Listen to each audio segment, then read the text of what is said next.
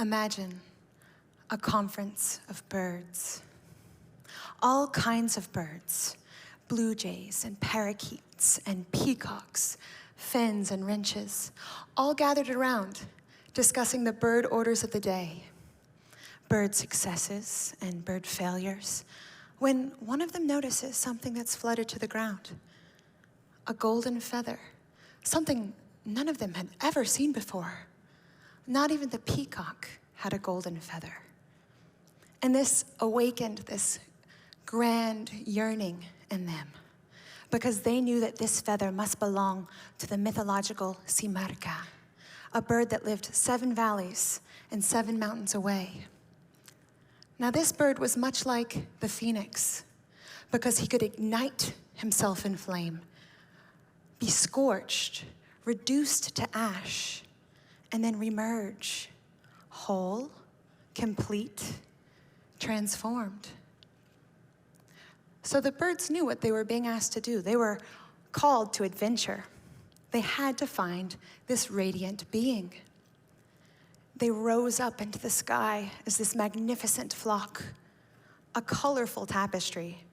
It was as if a magic carpet were gliding across the sky. And all was well at first, but it didn't take long for the trouble to begin.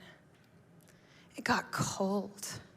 It began to rain, and then it snowed, and it hailed.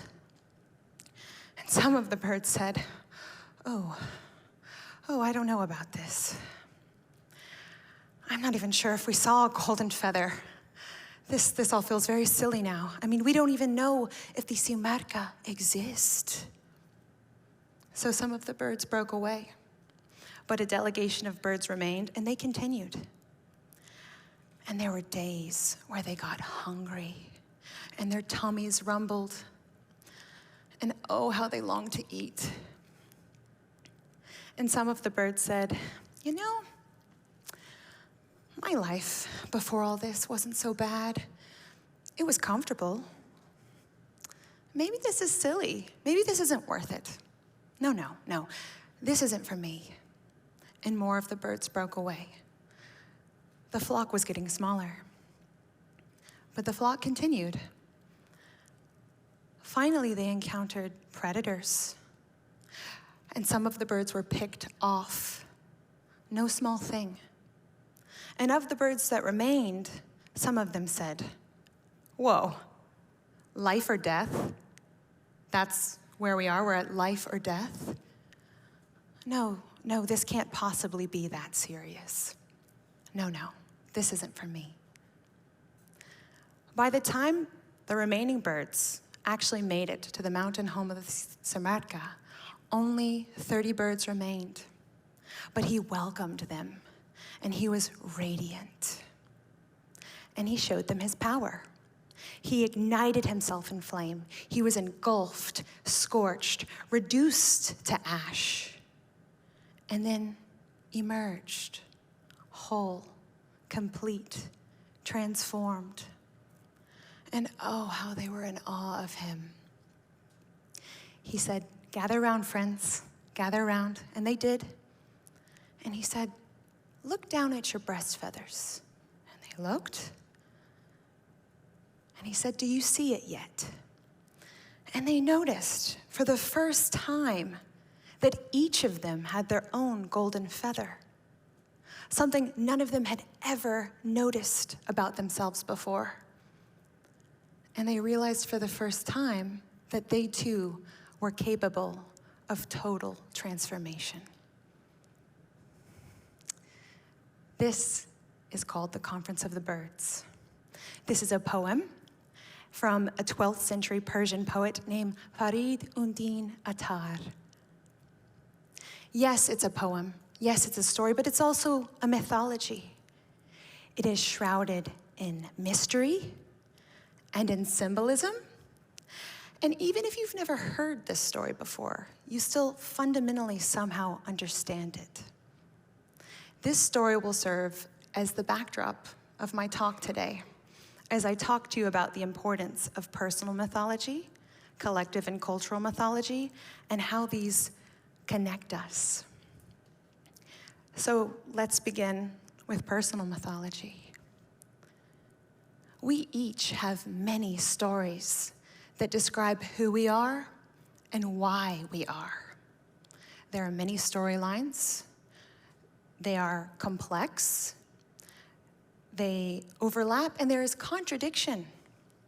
This speaks to the complexity of being a human. Yes, you are an individual with an individual identity, but who are you to your family? Who are you to your community? Who are you to your society?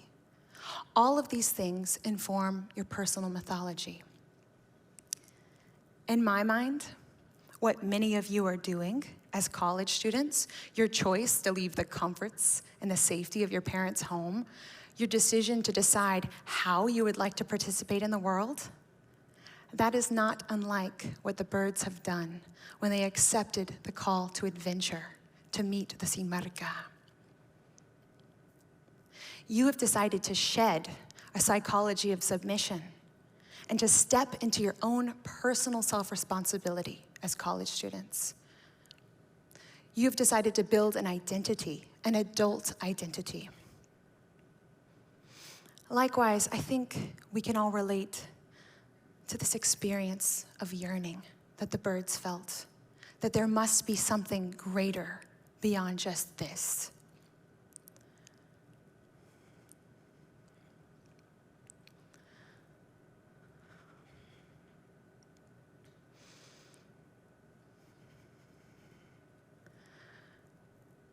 As college students, you have stepped into the dark.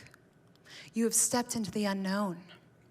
You are here based on the promise that doing so will lead to a life that is aligned with your values. That promise is an idea, not a guarantee. But still, we somehow believe it. I know in my own life, there have been times where I haven't been living in alignment or in service to my own personal mythology. Not too long ago, I did an exercise where I searched for a single point of focus. I made a list of words that I thought essentially described me. And then I ceremonially sliced and diced them until I got to one essential word. And for me, that word was storytelling. Storytelling had unconsciously guided almost every major decision in my life. From the career I had at the time in corporate communications, to the things I've loved, things like theater, things like performing arts, even the books I loved as a child. We all experience the many great initiations of life. Birth, coming of age, something many of you are doing as college students, falling in love, and death. Not just tangible, literal death either, by the way. I mean symbolic death, spiritual death. Each time you shed one identity and step into a new one, you are effectively being reborn. This is what the great poet Wendell Berry meant when he said, practice resurrection. This is what the Simarca did each time he scorched himself and was reborn. And this is what you are doing as college students who are building an adult identity. You have the power to transform.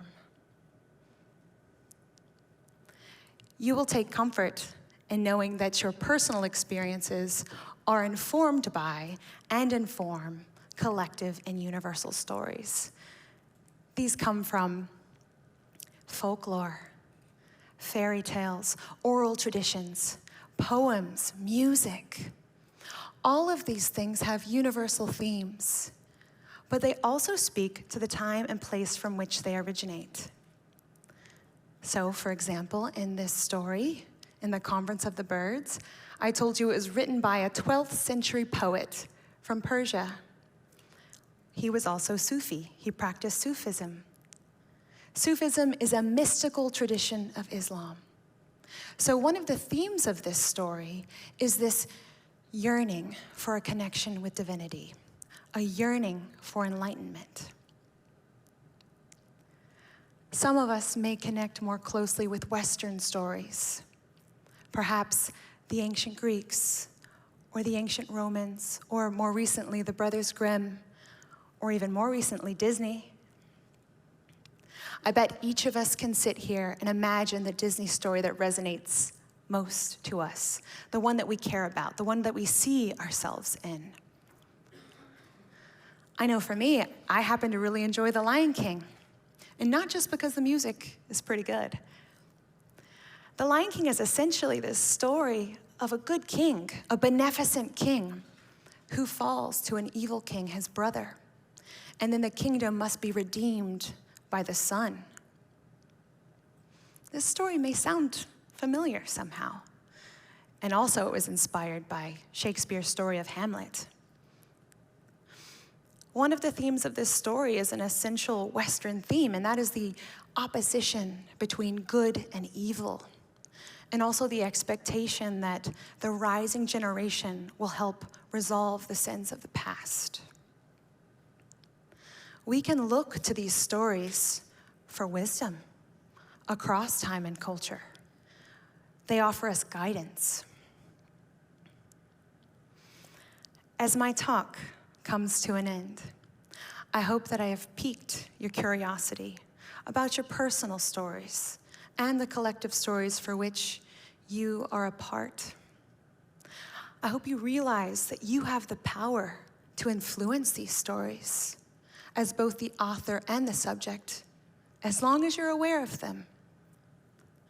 I hope that as you tell yourself these internal stories, that they reinforce what you're capable of, what enriches you, and what brings your life much deserved meaning. I leave you with one last thought. Which of the birds are you? Are you one of the birds that turns back?